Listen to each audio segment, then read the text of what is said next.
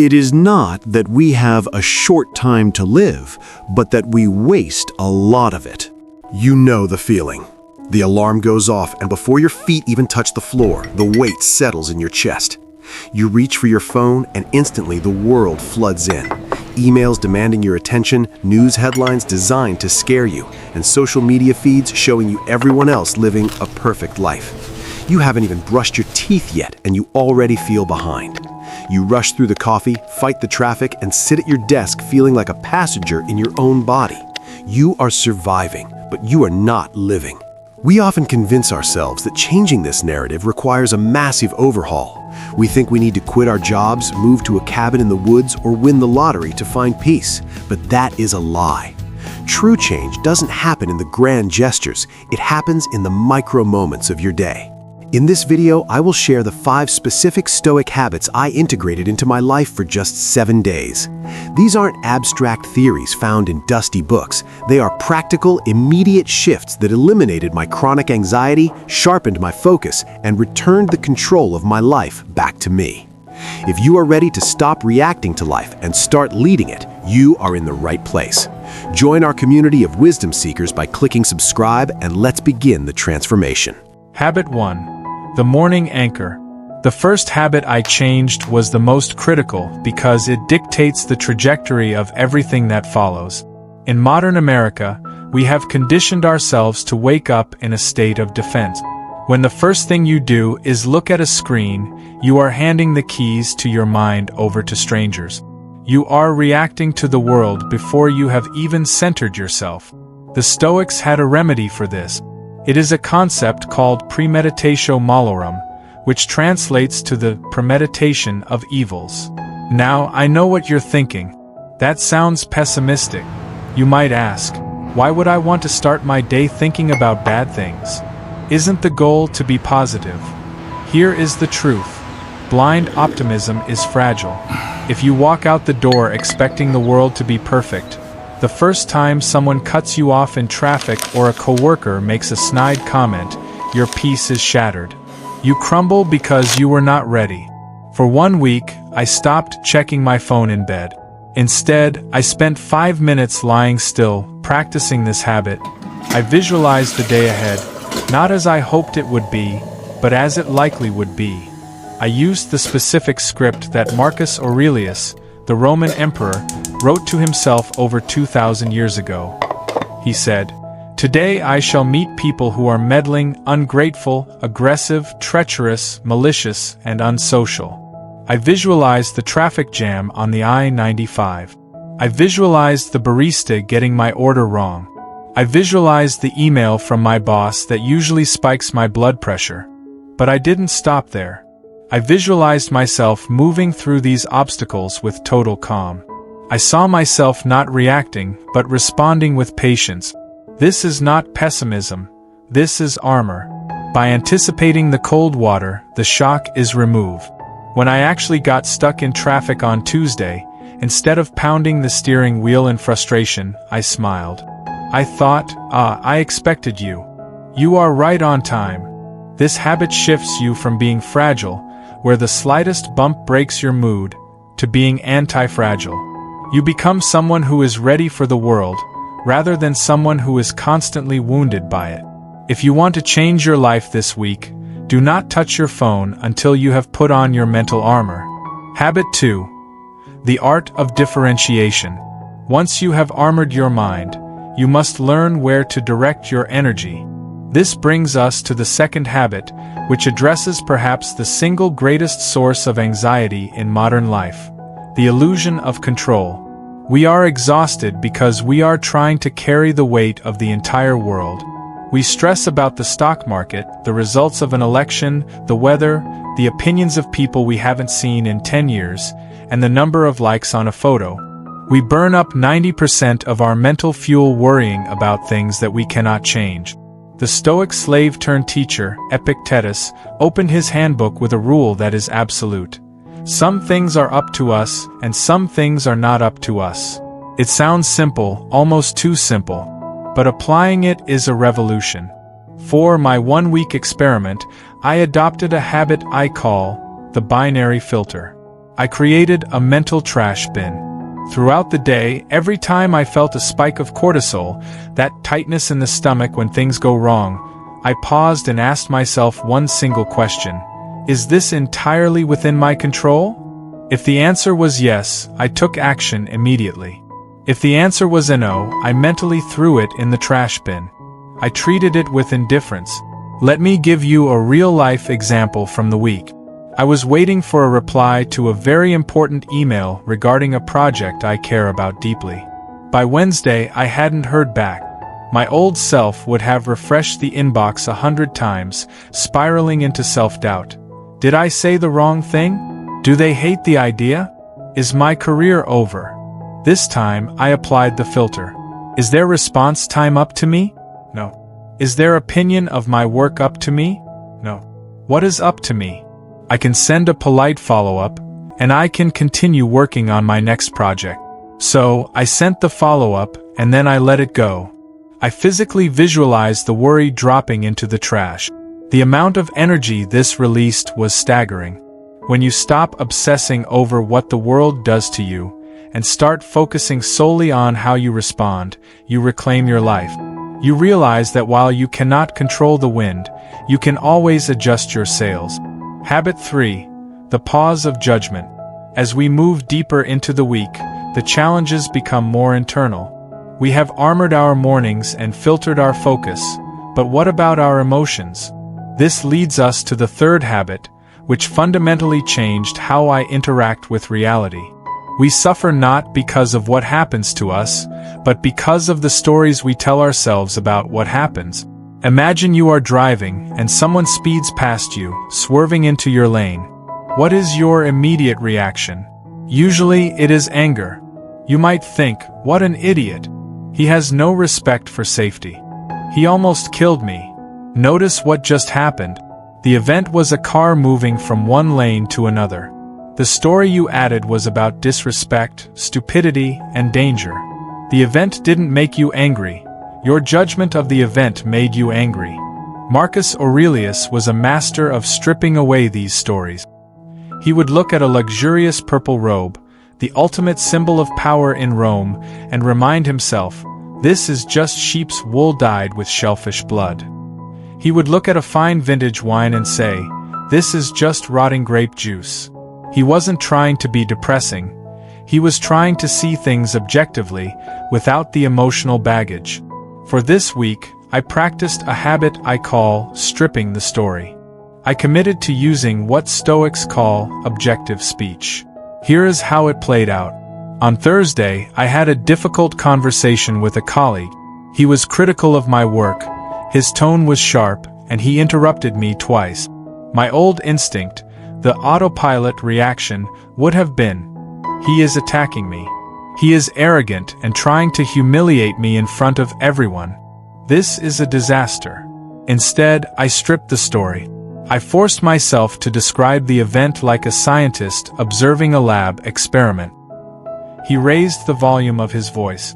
He used sharp adjectives to describe the report. He spoke while I was speaking. I feel a physiological response. My heart rate is up, my face feels hot. Do you see the difference? The first version makes me a victim. It triggers shame and rage. The second version makes me an observer. By removing the adjectives, words like terrible, humiliating, unfair, you remove the pain. You create a gap between the stimulus and your response. In that gap, you find freedom. Instead of snapping back or shutting down, I was able to look at him calmly. I realized his anger wasn't about me. It was about his own stress. I didn't take the bait. If you can master this pause, if you can stop adding a tragic soundtrack to every scene of your life, you will find an inner stillness that no one can disturb. You become the master of your own mind, rather than a slave to your impulses.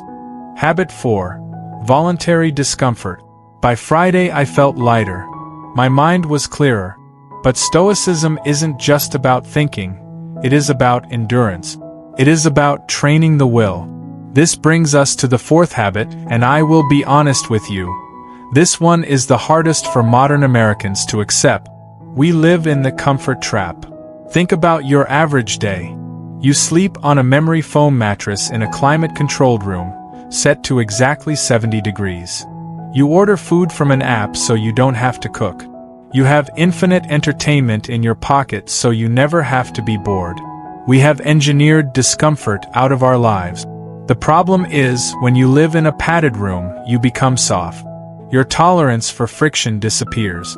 When the air conditioning breaks, or the Wi-Fi goes down, or you miss a meal, you feel like the world is ending. We have forgotten that we are capable of enduring hard things. Seneca, despite being one of the wealthiest men in Rome, would purposefully set aside days to live in poverty. He would wear rough clothing, sleep on the floor, and eat only stale bread and water. He did this to prove a point to himself.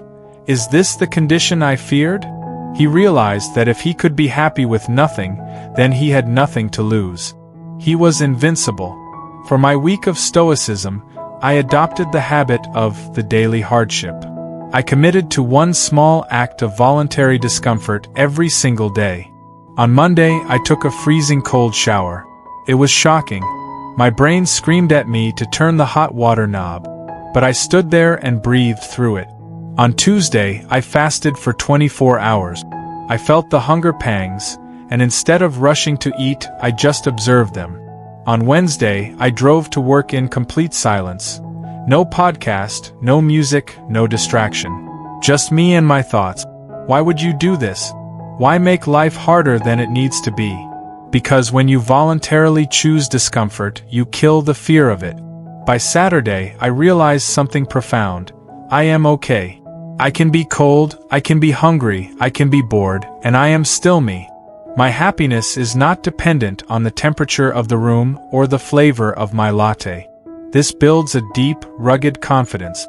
You walk through the world knowing that even if you lost your luxuries, you would survive.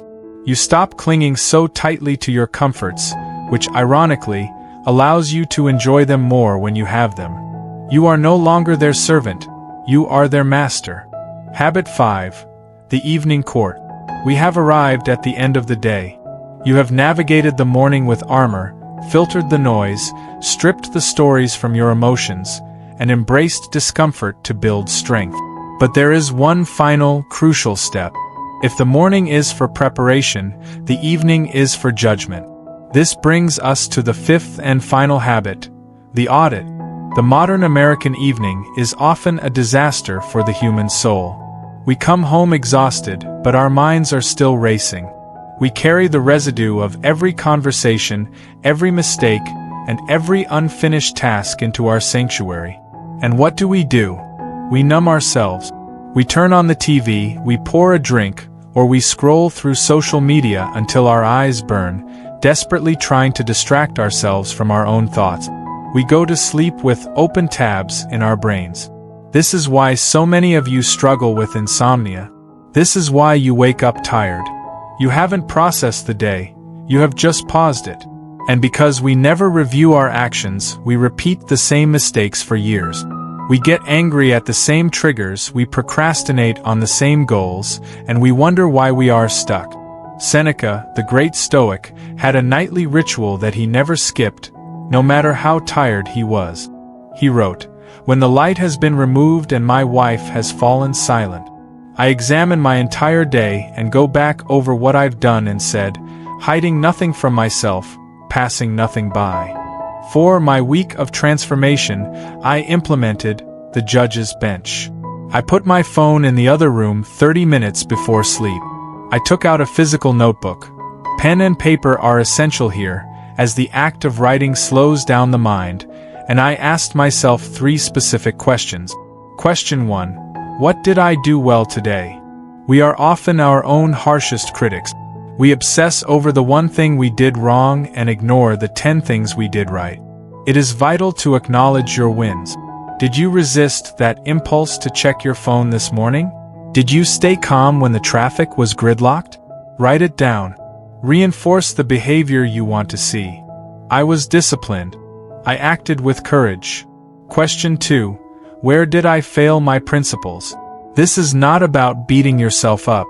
It is about cold, hard facts. Did you lose your temper? Did you waste an hour scrolling? Did you speak unkindly? Admit it. Do not make excuses. Do not say, I was tired. Just write, I lost my temper. I lacked self-control. When you drag your shadows into the light, they lose their power over you. Question 3. What will I do differently tomorrow? This is the script for the future. Tomorrow, when I feel that frustration rising, I will pause for 3 seconds before speaking. You are programming your mind for success. The result of this nightly audit was profound. By closing the tabs of the day, I found that my sleep became deep and restorative. I wasn't lying awake replaying arguments because I had already processed them on paper. I went to bed with a clear conscience, and more importantly, the next day was better. I wasn't starting from scratch. I was iterating. I was improving. This is the compound interest of character. If you improve by just 1% every night, imagine who you will be in a year. The transformation. So, what happened after 7 days? Did my life magically become perfect? Did the traffic disappear? Did my bank account double? Did everyone start treating me with kindness? No. The world remained exactly as it was. The chaos, the noise, and the demands were all still there. But I was different. The heaviness in my chest, that constant, low-level hum of anxiety, was gone. The feeling of being rushed, of constantly catching up, had been replaced by a deliberate, steady pace. I was no longer a leaf blowing in the wind, whipped around by every notification and circumstance. I was the rock that the wind flows around. I realized that for years, I had been waiting for my external circumstances to change so that I could feel better. I was waiting for the promotion, for the vacation, for the weekend. Stoicism taught me that I had it backward. You do not fix the inside by changing the outside. You fix the outside by changing the inside. These 5 habits. The morning armor, the binary filter, stripping the story, voluntary discomfort, and the evening audit, are not just tasks. They are a reclamation of your soul. They are the tools that allow you to stand in the middle of a chaotic world and remain completely, utterly at peace. You do not need to wait for New Year's Day. You do not need to wait for a life crisis. You do not need to wait for permission. You only need to wake up tomorrow and choose to view the world differently. Thank you for investing your most valuable asset, your time, with Timeless Wisdom Official today. In a world fighting for your attention, it is an honor that you chose to spend these minutes walking the path of growth with us. If you found value in these lessons, if you felt a shift in your perspective, please consider subscribing and liking this video. It is a small action for you, but it helps this message reach others who are struggling in silence and searching for these very answers. I want to leave you with a question, and I would love to read your answer in the comments below. Which of these 5 habits do you find the most difficult, and which one will you commit to trying starting tomorrow? Let's hold each other accountable in the comment. Stand tall, remain focused, and remember, you have power over your mind, not outside events. Realize this, and you will find strength. I will see you in the next video.